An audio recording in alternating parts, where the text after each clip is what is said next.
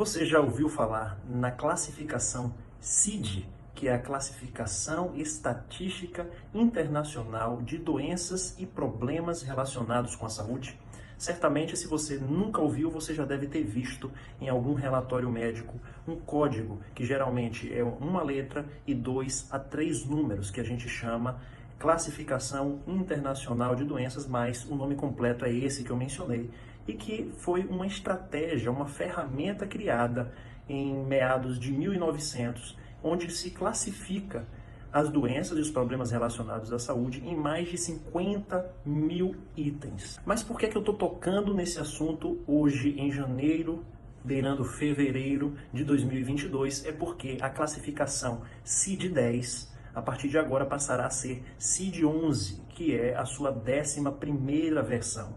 E uma coisa que chamou a atenção, um tanto polêmica a respeito do assunto, era a respeito do CID R54, da CID R54, onde se tem senilidade como o equivalente a esse CID.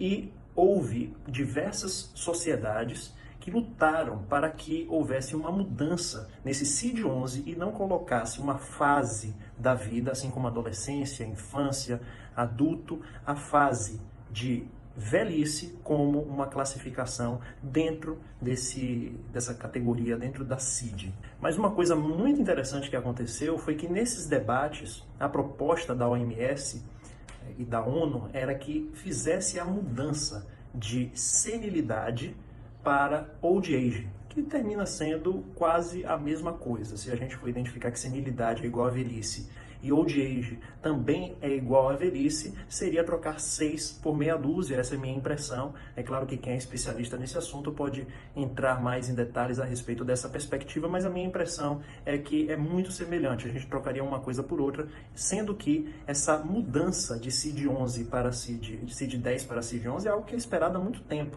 Então, a partir do momento que a gente faz uma mudança, a gente espera que essa mudança seja algo para melhor e que também possa responder às demandas da nossa sociedade.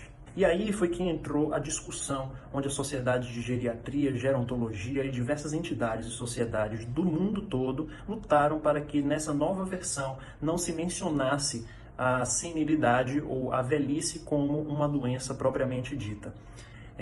Tiveram diversos argumentos e contra-argumentos a respeito disso, mas, vencido pela força da maioria, a OMS e a ONU optaram por excluir esse termo da atual classificação, que é a CID-11. E o termo foi modificado de velhice para declínio da capacidade intrínseca relacionada ao envelhecimento. E se a gente for ver na prática, a gente consegue identificar muitos pacientes que têm mais de 70 anos e que têm um perfil, uma funcionalidade muito boa. Por outro lado, nós conseguimos identificar pessoas com faixas etárias diferentes, mais baixas inclusive, 60, 50 anos, que têm uma funcionalidade, uma capacidade de autonomia muito inferior àquelas pessoas que eu mencionei anteriormente, de 70 anos e hiperfuncional. Então, se por acaso a gente lidar com o terceiro público que eu vou mencionar, naqueles indivíduos que são idosos, ou seja, no Brasil acima de 60 anos, e que têm um declínio da sua capacidade intrínseca relacionada ao envelhecimento,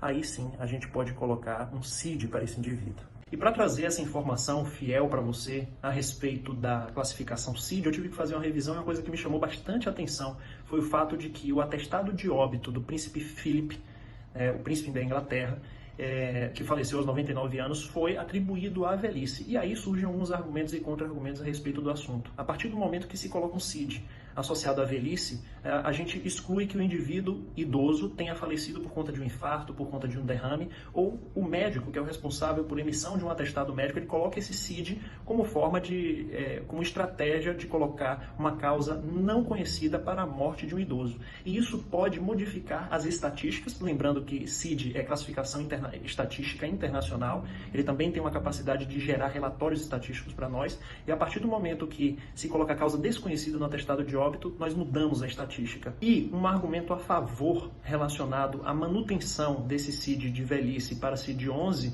foi que quando a gente trata da classificação, não menciona apenas doenças, mas também condições relacionadas aos cuidados de saúde. Então, se você for identificar lá no CID, na classificação CID, existe um CID específico para aquele indivíduo que vai fazer um check-up.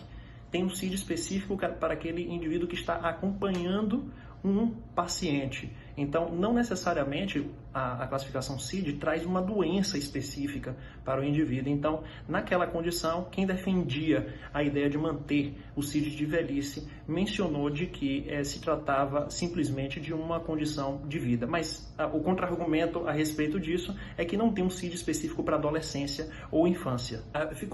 Espero que tenha ficado fácil para compreender. Mas eu queria saber a opinião de vocês. Me diga aí o que é que você acha a respeito dessa mudança de CID 10 para CID 11, especificamente a respeito de velhice.